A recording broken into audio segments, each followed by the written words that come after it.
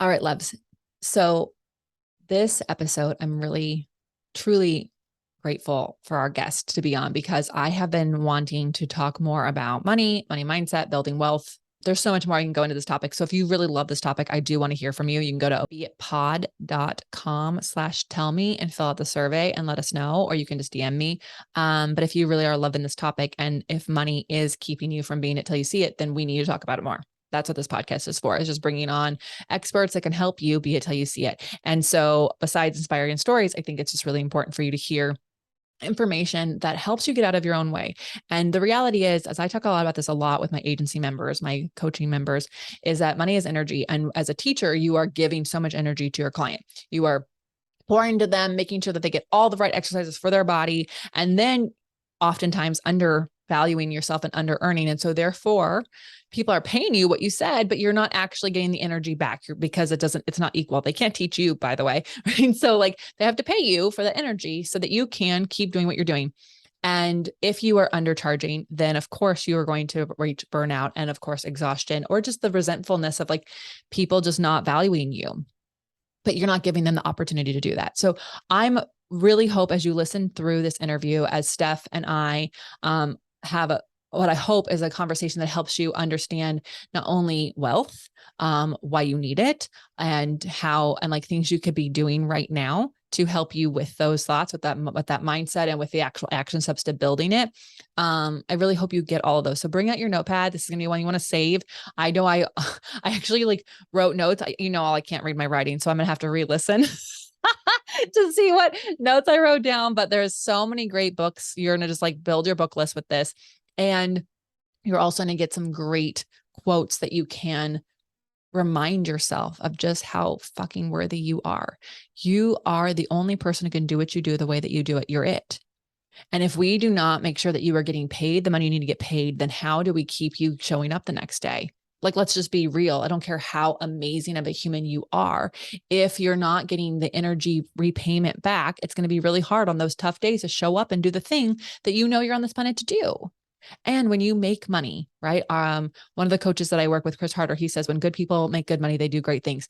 Please remember that, because if you are feeling guilty around the money that you're making, we have to shift that, because you making good money and then putting it towards the things that matter the most to you, I know for a fact you're going to benefit the people around you. I know not a single person listening to this podcast is a selfish asshole who's just going to hoard it all for themselves. No, you wouldn't listen to this. You would not. There's no way you'd listen to this, because I'm all about abundance, and that is not being abundant, like hoarding, right? So I really hope that this conversation enlightens you, inspires you, helps you take action, and may we all be part of collapsing this massive gap in women having equal wealth to men. So Stef Caldwell is our guest this week. Take a listen, and then please subscribe to her podcast, because she's got a really awesome podcast that I'll let her tell you all about in this episode. Welcome to the Be It Till You See It podcast, where we talk about taking messy action, knowing that perfect is boring. I'm Lesley Logan, Pilates instructor and fitness business coach. I've trained thousands of people around the world, and the number one thing I see stopping people from achieving anything is self-doubt. My friends, action brings clarity, and it's the antidote to fear. Each week, my guests will bring bold, executable, intrinsic, and targeted steps that you can use to put yourself first and be it till you see it. It's a practice, not a perfect. Let's get started.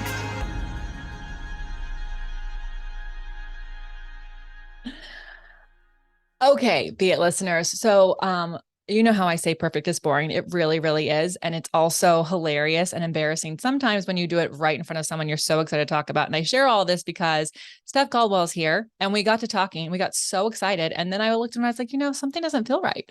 Something's wrong. Oh, I didn't hit record. And I share that with you before I introduce Stef Caldwell, because you're going to make mistakes.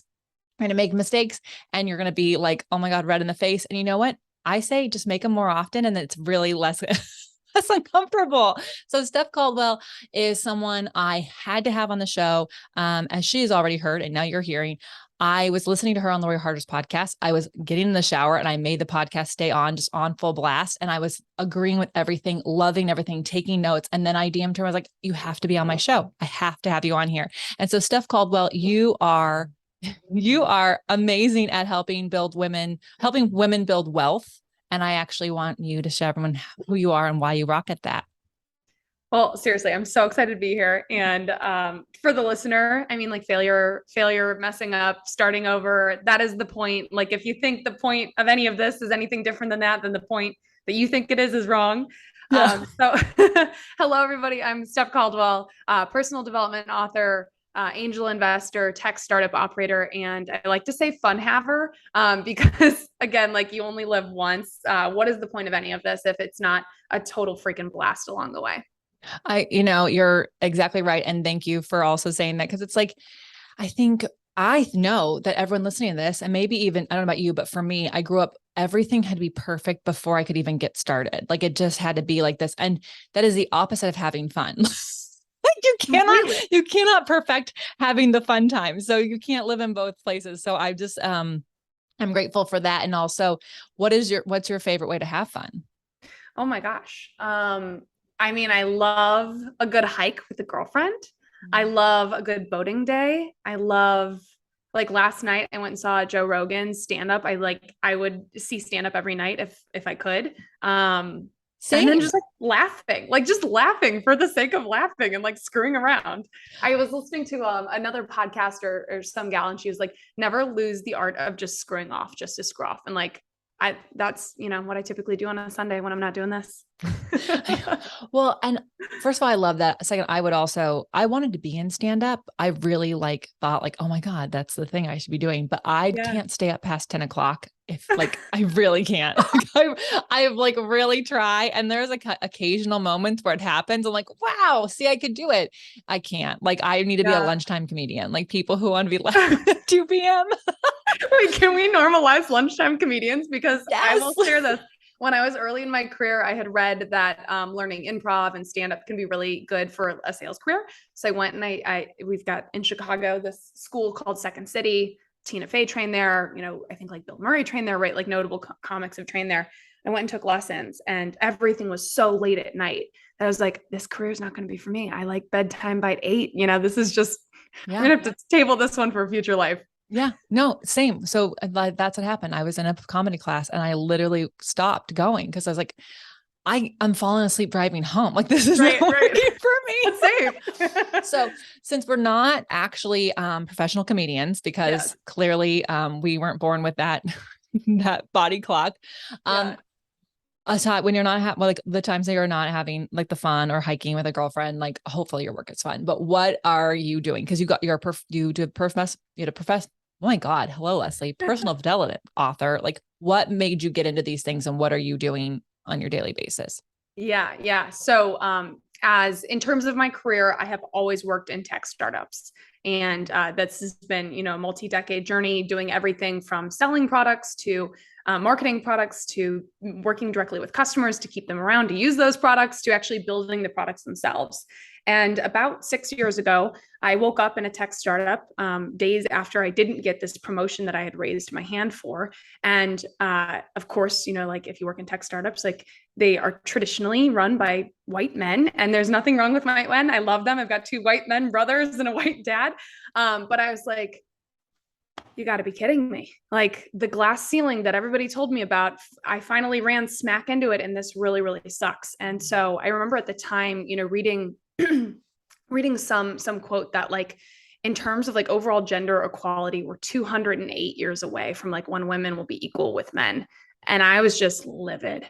I was like, what? And so it really just set me on this journey to be the best that I could be, to turn around and help other women, be the best that they could be. And ultimately to write a personal development book while still kind of maintaining my career in technology, because I believe that women have a space there and that there's a lot we can do if we continue to participate in that environment. Okay. So first, what's the book called? So I can go read it. Yeah. The book is called Manifest Her. And there's a subtitle, which the essence of it is like helping young women manifest their biggest dreams and lives. I love that. people hearing the part where you didn't get the promotion could get upset at that. And then there's like, obviously like the looking back of like, at least for me, I'm like, thank goodness you didn't, because it made you go read this thing and go, what the fuck? Like, Yep. like I'm here, you know what I mean? Like the frustration of that is what really put you on the path to where you are right now. And like the things that you're doing today. And so like, while I wish for you to always have the success you want, like there's something about hitting those walls that really help us become who we're supposed to be. Yeah. So absolutely. for the person who's listening, like when you hear that number, 208 years, like it feels like it kind of can feel like overwhelming and a little bit debilitating. Like how are we supposed to get 208 years to be now? Yeah. Yeah. I don't want to wait 208 years. I'm not going to live that long. Literally, I think every single day, how do we collapse that? And there's so many ways. I think the easiest ways are like looking inside of ourselves and really getting a sense for our worth and what that translates to in terms of our hourly rate or our annual salaries, and making sure that the worth that we feel is the worth that's reflected in the paychecks that we are, either getting from our employers or getting, by building our businesses. I think the second thing that you can do is take that wealth, and instead of spending it or giving it away, is investing in it, or investing in your future, investing in the markets. I joke oftentimes that like we can go and we can blow, $200 at Target, but do you own $200 worth of Target stock? My guess is that if you put, the same amount of money that you're going to go blow at your favorite publicly traded company into their stock, that you would feel and realize gains over time. And that's like a really specific example. Don't go invest in Target stock. There's definitely better mechanisms for you. Don't take stock advice from a podcast. But right. I'm like, in particular, which ones, we don't know what day you're listening to this, but okay. So first of all, like, I'm like, yes. Okay. Invest. And then it's like, right. How, like, what, like, how do you know which stock, like how, like, what's the first step to like doing that? Because I think that that's totally wise. Cause then every time you go and shop at said Target, you are at least like benefiting your own personal interest. But, for the person who's like, yeah, but I don't actually even know how to do that. Like, where do they need to go to learn? Is there a class I'm supposed to take? Yeah. I mean, there certainly are classes that you can take. I think it just starts by getting curious. Asking, for every dollar that I'm earning, how can I put this dollar to work for me? And you'll find there's so many different thought leaders in the space that I've like looked to over the course of my financial journey. I remember like getting out of college, and like Susie Orman was like the person that everybody recommended. And she's just like a women's kind of like personal development meets money, mindset guru. Then there's like the Jen Sinceros of the world that will really help you step into mindset. There's the Tony Robbins of the world that will help you, build kind of some structure around how to treat and handle your wealth. And then there's also like people that you can pay that literally for a living can help you maximize your total earning potential over the course of your life. Yeah. Yeah. I mean, I highly recommend it. And also like Susie Orman helped me like actually get out of credit card debt from after college. Cause like who was charging her books on credit cards? That would be me. I was like, I need this book for this class. And so I like read her little note about like how to pay off your credit cards faster. And it actually worked. Like it was like pay off the smallest one and then go on to the biggest one. You have more money. And I was like, oh, but I know that, I was often raised like, just save the money and don't spend it. And I love that you follow that up with like, invest it. Cause it's not about not buying the lattes, ladies. It's like, using that money to go work for you. It's very different than just like holding on to it and not doing anything with it. Yeah. So, I mean, there's stats out there, and I might butcher these a little bit, but we'll give you guys the essence. So right now, let's say you got $100 in a bank account, inflation's at like 9%. So that means, a year from today, that $100 is worth $90. You can put that in the markets, and the markets, don't generate these returns always, but let's say that you generated that same 9%. Now you have $109 or, whatever the math on that is. It's really important to be thinking about like, by keeping this just as cash in the bank, am I gaining money or am I losing money? And if you lose money every single year for a lifetime, you're going to wake up in a much different spot than if you gain money every single year for a lifetime. Yeah. Yeah. So, I want to go back to, what you were saying earlier. And there was a couple of things you talked about. There's investing. There's also, your book, Manifest Her. Yes. So, and then there's a 208 years that we're trying to collapse. There's a lot of things that you're doing here, which I'm really obsessed with. when it comes to, when it came to like writing your book and helping women manifest, what was the difference between like just manifestation? Maybe this is in your book, and like the action towards getting the thing that you're manifesting. Is there steps for that? What do you normally do for that? Yeah. When I was graduating from undergrad, I remember waking up and for my entire life, I'd been an athlete and being absolutely terrified about life after college because all of my identity was tied up in like the environment that is like the academic world. And this is so random, but my then boyfriend, now husband, bought me a purple zippy from Lululemon. And I was like, what is this Lululemon company, right? Like at the time, I'd only worn Nike. And anyway, I went to their website and I found this goal setting program, manifestation program that they had at the time.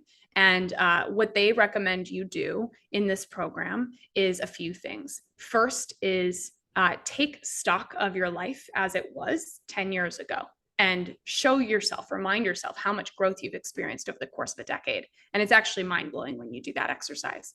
And then the second is to project out your life 10 years and envision yourself in the environment that you'd most desire to be in if you could create everything in your life that you wanted. And again, you reminding yourself of all the growth you've experienced in the past 10 years can really like uninhibit you from envisioning where you could be in the next 10 years. This is amazing. This is so cool because, you know, so many people are like, okay, what do I want to be in the next 10 years? And it's like, I don't know. Like, depending on the day, you might be like, I know where exactly I want to be. And then it's like, everything is against me. I don't know what you're asking right now.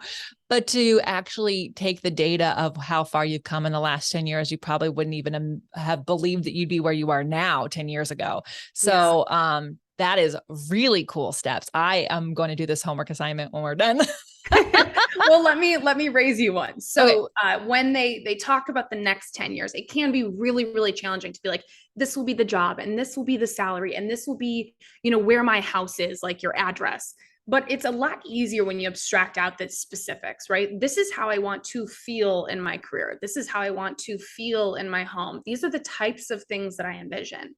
And so they would recommend, and this is what I recommend in the book, is that you kind of break down your life into 3 component parts: your personal life, so the relationships that you have, your health, you know, like literally your being and like how you're treating your body, and your career, which I think, you know, translates directly to financial. And then reverse engineer where you want to be when you're envisioning that 10-year you to where you need to be in 5 years to be on track, where you need to be in 1 year to be on track. And then my recommendation is like, keep pulling that back. What could you do in the next 30 days? What could you do tomorrow? And then you end up with a roadmap for everything that you need to accomplish in order to manifest that life. I love that. I love that a lot. I have done this. Well, this is how I do all my goals. Everything is a reverse roadmap, something, because I used to take a maze and like start at the end and like work my way backwards. And my dad said I was so cheating. Smart. I love that. Thank you. And he's like, you're cheating. I'm like, why wouldn't you do this? Like, right. Like, you're like, no, Dad, I'm just a manifester. Okay. Just manifest. I had no idea it's preparing me for this, but it is true. When you do it like that, it does feel like more tangible, and you can actually, you can't, what it does make you do is you can't go, I don't know how to do that. I'm like, I get to be stuck. You actually do know the next action step you can take. And so it helps you like kind of get that ball rolling and get out of your own way sometimes, you know, because I think we can be the first person in our own way before other obstacles show up. Yeah. And I think oftentimes like the first step is a conversation, or it's like a Google search, right? It's the most simple things. Yeah. Yeah. Thank you for because it should be that simple. If your first step is not as simple as a Google search or conversation, you can break it down another little bit, everyone. Okay. Exactly. You mentioned women, you said, worth, and, making sure that like, if they're working for themselves or they're working for someone, like, is their worth reflected in what they're getting back? I feel like, at least in the communities that I'm running, a lot of women can have a day where they feel like they are definitely worthy, and then they feel guilty of the worth that they're demanding of that they make, right? I feel like that is a big step that we need to figure out if we want to collapse the 208-year situation that we're in. Because if like, when I coach the male teachers I coach, they have no problems. Like, I'm like, oh yeah, that they want to make this much. No problem. I'm gonna go ask. Like, they don't actually ever feel guilty about that. And other people, like when I coach women, they're like, I know, but like, what are my clients going to say? Like, if I can't like that, I don't know why we're so concerned. Am I making sense? So like, what is it that you found and what can we do as women to kind of get the guilt and the worth to not be competing against each other? Yeah, I think it's challenging. It's really challenging um, to step into the version of you that can demand that, because there's a lot of emotion and complexity tied up with money. Mm-hmm. So oftentimes when I feel like emotionally tied to a situation, I try to be more objective. Literally take a step back and look at the skills that you have and how much the market pays for those skills and how good you are at those skills. And that will show you that you're either on the bottom side of that market or the top side of the market. Mm-hmm. And my guess is if you're listening to this podcast, you really give a crap. You're probably doing a ton of self work. You create tremendous value for the people that you work with, the organizations that you work in, and the work that you do reflects that. And so why conflate how you feel about accepting money with the objective reality of your worth being more? Mm-hmm. And then try to expand your container to be able to receive that. I know that's kind of, I don't know how useful that is for somebody, but that's what's worked for me. Yeah. I think like when you said expand your container, it's almost like I had to like, I'm a visual person. So I like to close, like think about like closing your eyes and it's like allowing yourself to be big enough to have to receive all of that. And I think sometimes we are so used to playing small. We've made our container so small that it gets filled up really quick before we've reached our worth. Yeah. James Clear wrote a great book, Atomic Habits. And there's something that he says in the book that has really stuck with me and that I constantly find myself going back to.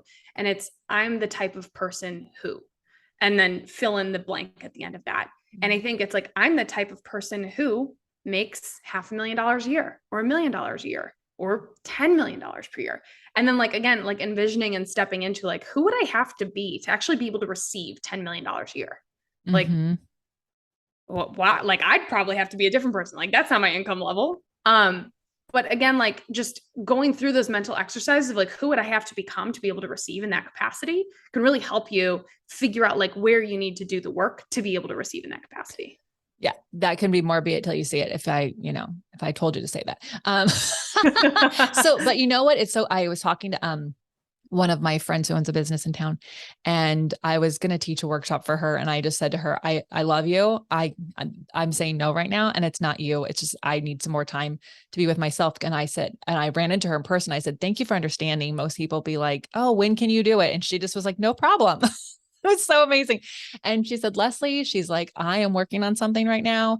And so you saying that just gave me more time to work on that thing. But what it was, and this is where I'm getting at your point, is writing down like the person you want to be or the thing you want to have, and then making sure that the next thing that you write down or the next thing you think isn't conflicting with that. So like I'm the type of person who makes $500,000. The next thing is like, as you said, like, what would I have to do to be someone who can make $500,000 to someone who makes $500,000. And she says, oftentimes we write down like, but I don't have that. And I have a job that only pays me $115,000. Like we start to like, we erode the manifest, that we erode the vision. And really what it's supposed to be is like, okay, if I make $500,000, what does a person who makes $500,000 do in the morning? Where does a person who makes $500,000 go to work? Where do they work? Right? Like that kind of thing. And so I have been working on that because I stopped doing one of my morning routines of journaling because I was busy. I convinced myself we're so good at this. Even those of us who have like a really strong morning routine can convince ourselves like, I need that extra 15 minutes.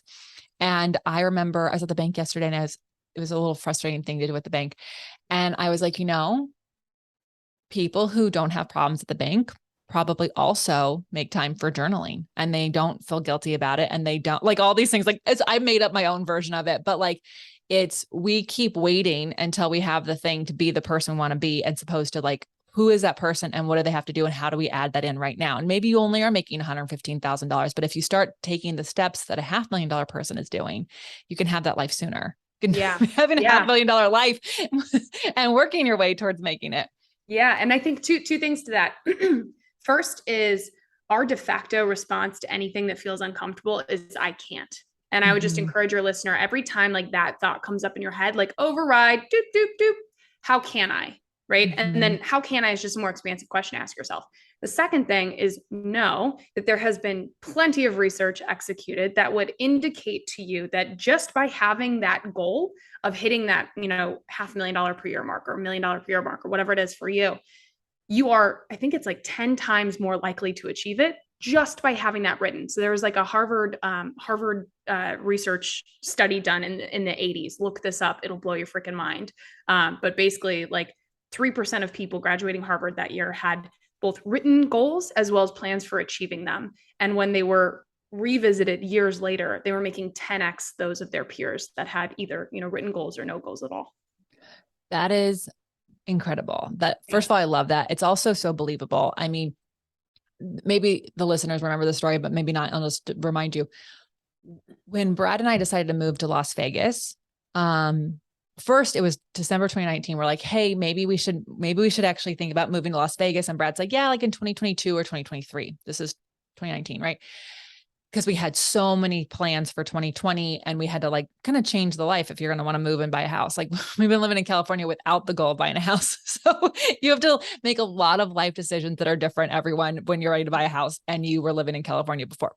So fast forward March 2020, our entire calendar is canceled, everything. Like I'm just like literally refunding retreats and workshops and all this stuff.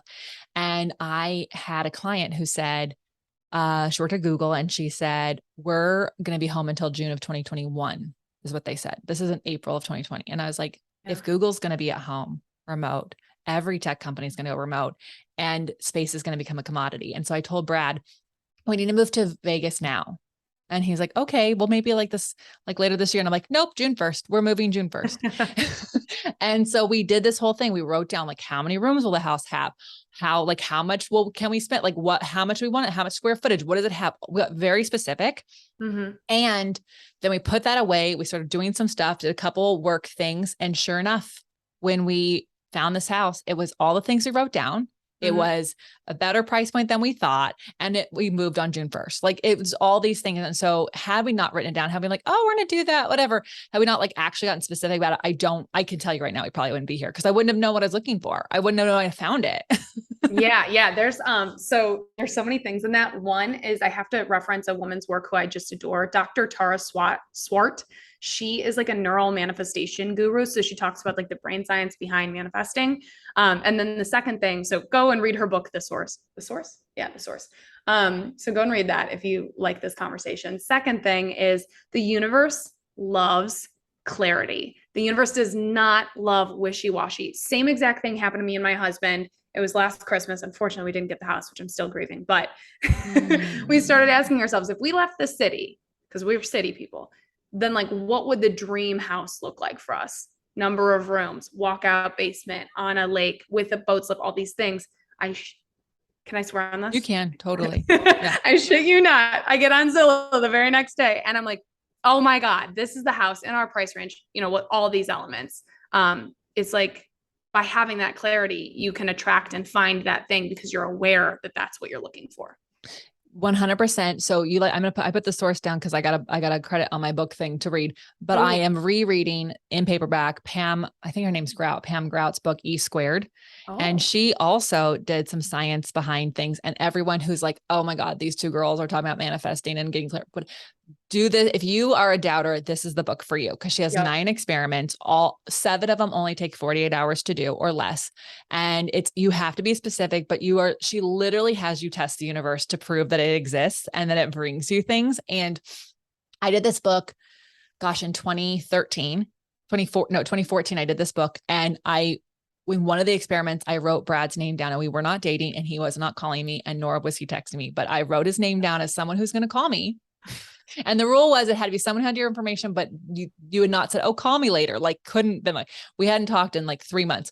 So I wrote his name down, and within 48 hours, he had texted me, and like the rest is history. So wow. So like I've been feeling a little bit like I've been feeling a little unspecific and things. And I'm just like, I want like insert generic goal here. And so I'm like, you know what? We have to get back on that book. We have to get back on the specific bandwagon. So, so everyone, 2 manifesting books with science behind it. Yes. I feel like there's a better house for you. There was a thing, but as a city person, you have to be specific if you're going to leave. Yeah, I know. I've been checking out the Zillow every day. So my advice, because that was a really weird to leave the city of LA, like in UCLA to like Vegas. And we are by the strip. So I'm like, oh, look, city skyline. Yeah. Yeah. Okay. So back to women and building wealth, and feeling worthy.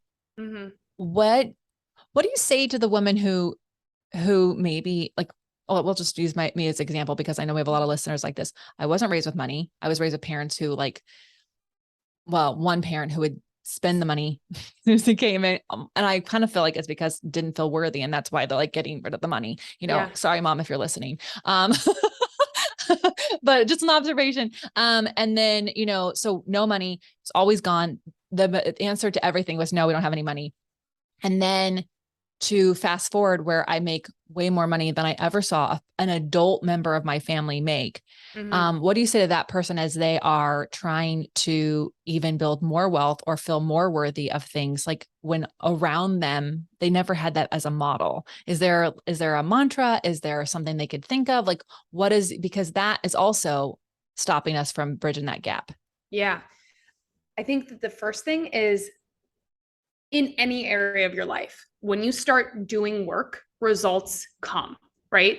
And we have been trained in how to have relationships with the people that we work with in our careers. We have been not trained in how to have a relationship with our money. And so there's tons of money experts out there. There's a woman that I really adore whose work has really impacted my life, Jocelyn Kelly Reed, who teaches us to look at money like a resource. Just as air is a resource that is abundant that we breathe and we don't think about, imagine money being the same. It can come into your life, it can exit your life. It's literally just kind of this ebb and flow of how you exist. And for me, similar situation, like middle class, but my parents didn't have tons of affluence. It's okay. Sundays bring on the worst words. Right. Oh, blah, blah, blah. And so, even just like getting centered around things like debt, right? Like, I think debt can be this major shame spiral, especially for women, because we've been told it's bad. But in reality, debt is just a means to afford a future that we may need to step into more soon than we're ready. My husband and I bought a home, a number of years ago that we invested into as an Airbnb property. And I took on debt to make that investment, but that investment is paid back tenfold, maybe 30-fold at this point. And so while I had shame around the debt at the time, now I look at it and I'm like, it was the best decision I ever made. And it accelerated the future that we're now living in. And so again, where you put forth effort, results follow. I would encourage anybody listening to this, if you have money shame issues, if you have a belief system that makes you feel like you're not worthy of accomplishing the financial success that is available to you, if you just simply want it, go and put in the work there. Yeah, that is, I like that. I like the way you put that together, because it is where you put the effort, it does expand. And, and if that's where you need it. And thank you for bringing up the debt thing, because I do think there's a lot of shame around that kind of stuff. And one thing that you don't know is pretty much everyone has it. Yeah. So you're not the only one.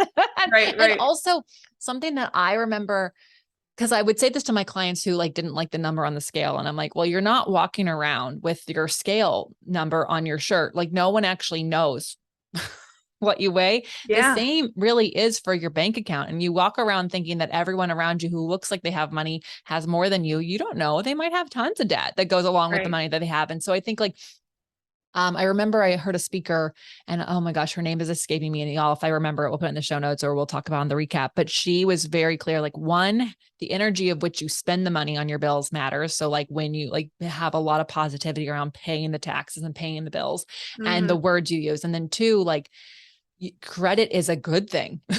Having that ability to use that to expand the business that you're growing or the works that you're doing. It's very different than just going to Target. Again, there's a difference. So I really, really enjoyed that. Okay. So Steph, like if somebody is wanting to start today to have more of an idea around welcoming wealth in, and I mean, obviously we have your manifestation tips, and wanting to get into the investment world, what other things need to think about when it comes to building wealth? Is there like an obstacle or something we may not have discussed yet that could be like hindering women from actually making the wealth they want to make? Yeah. So there's a book that I read a couple years ago that just the title alone is epic. It's F word being humble. So being humble. And I remember reading it and being like, who would I be if I was the bossest version of me that had no humility whatsoever? Right? Like take all the humility that has been like entrained in you from being a woman and playing small and all these things that society kind of like forces on us, and just strip that away for a second. You don't got to do it for a long time. Maybe just go get in the shower and be the bossest version of yourself and talk about your accolades and your accomplishments and how far you've grown and how incredible you are and what a great, partner you are to the people in your community. Like literally go to the most expanded, pompous, like proud version of you and just let that out. And now the next time you're going into any money related conversation, whether it's raising your rates working with clients, whether it's raising your rates, going into the next career opportunity that's right for you, I want you to remember every single thing that you stated when you were being the least humble version of you, because that's who you really are. And like when you accept that, you'll realize that in many ways, like you are underpaid or undervalued or undervaluing yourself even.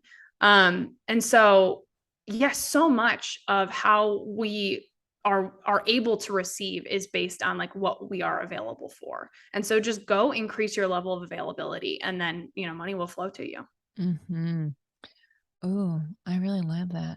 I really love that. And I was thinking as you were saying that, like, no one has ever like said, you know what, go see so-and-so. They're the most humble, aka cheapest place in town. Like no one's saying that. Yeah. Yeah.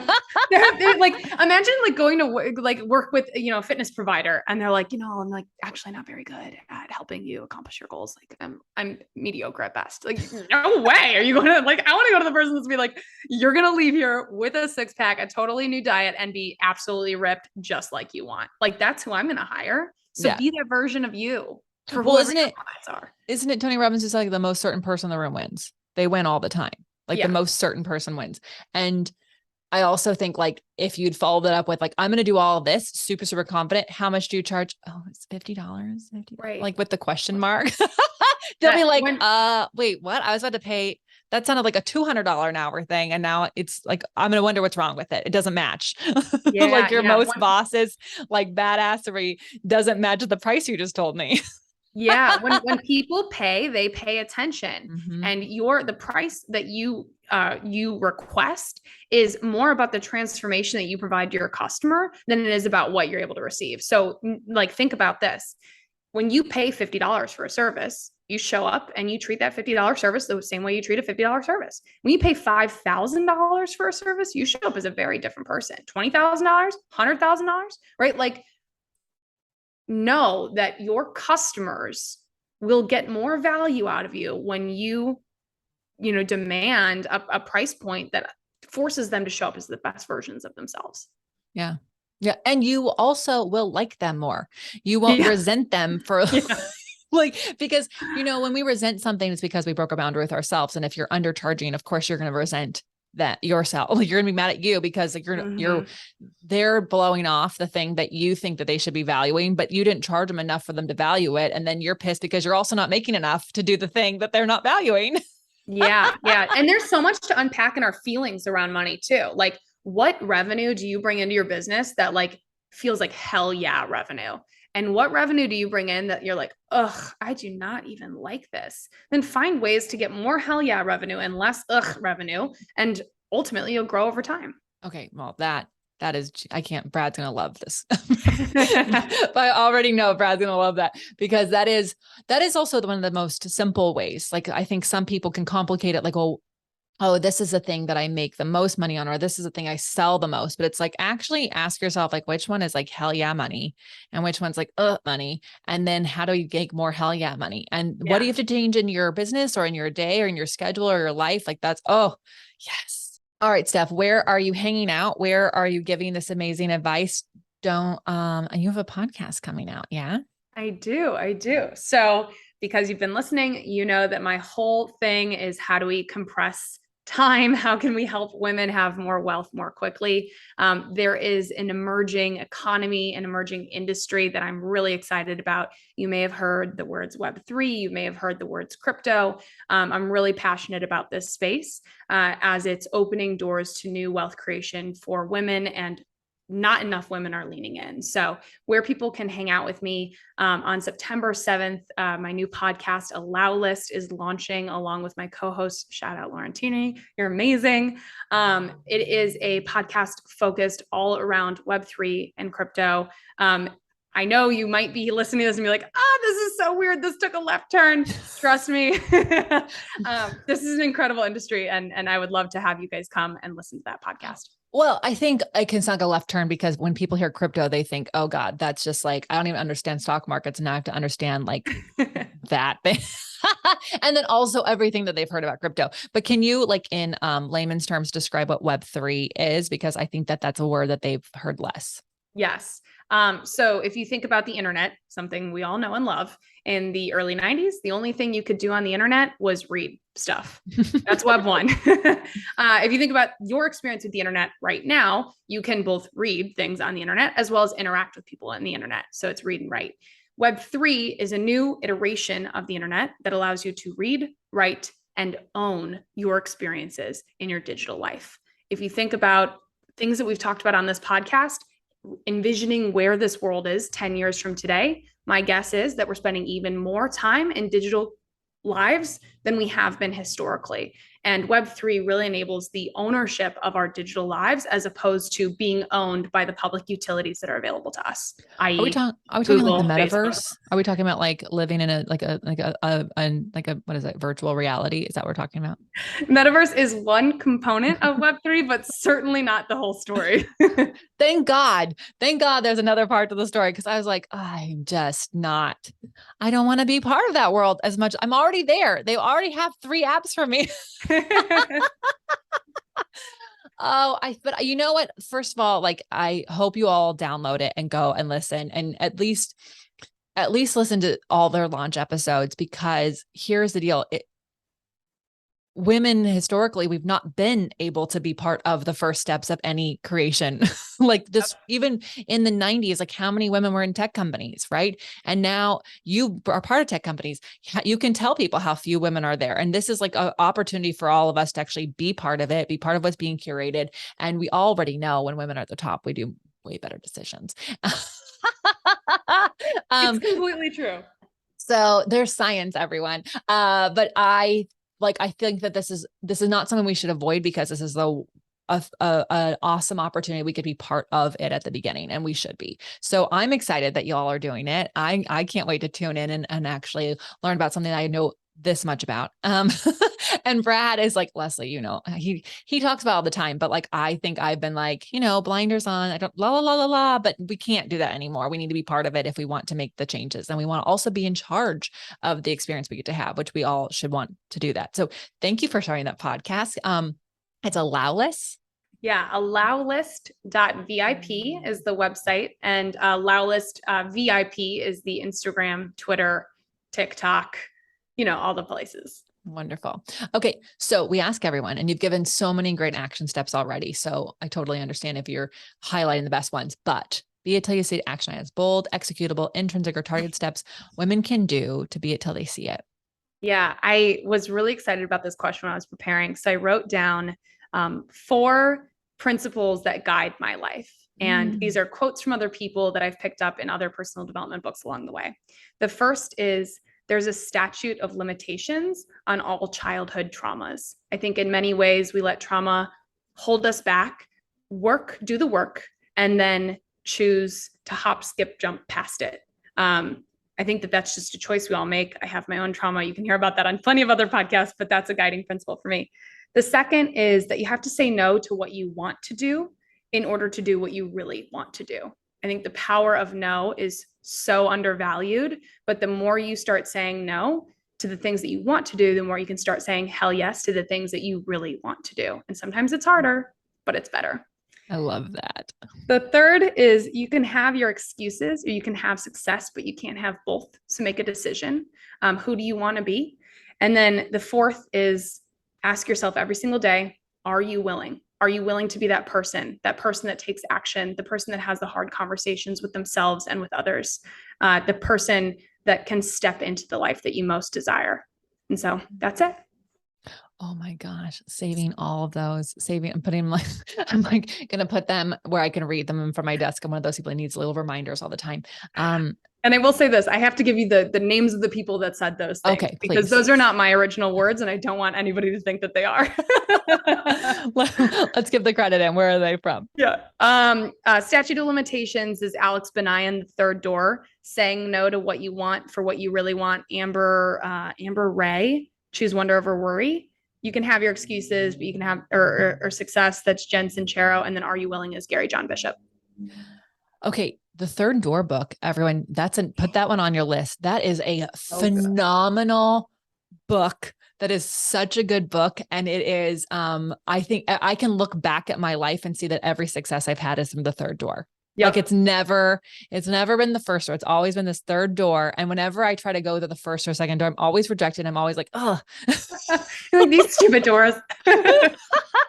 Oh my God. These are okay. I could have you on forever. You are amazing. You have such great advice. Thank you for being so willing to share it. And also I hope to have you back. So if you all loved her, and you love what you said, let us know, screenshot this, tag her on Instagram, tag her podcast, go listen to it and say which part of this was your best takeaway. Which one of those things are you journaling about or thinking about or going to do right now? Not only does it help the Be It Pod, thank you, but it also helps Stef with her mission, which is really helping women build wealth and collapsing that gap. And I think that we can do this together. So thank you so much for being here, everyone. Until next time, be it till you see it. That's all I got for this episode of the Be It Till You See It podcast.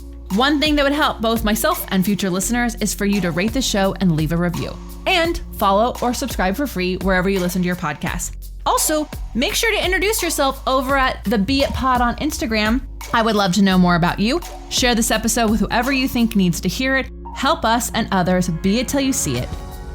Have an awesome day. Be It Till You See It is a production of As the Crows Fly Media.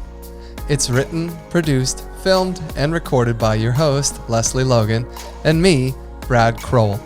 Our associate producer is Amanda Fraterelli. Kevin Perez at Disenyo handles all of our audio editing. Our theme music is by Ali at Apex Production Music, and our branding by designer and artist Gianfranco Cioffi. Special thanks to our designer Jairo Mandal for creating all of our visuals, which you can't see because this is a podcast, and our digital producer Jay Perdoso for editing all the video each week so you can. And to Angelina Herrico for transcribing each of our episodes so you can find them on our website. And finally, to Meredith Crowell for keeping us all on point and on time.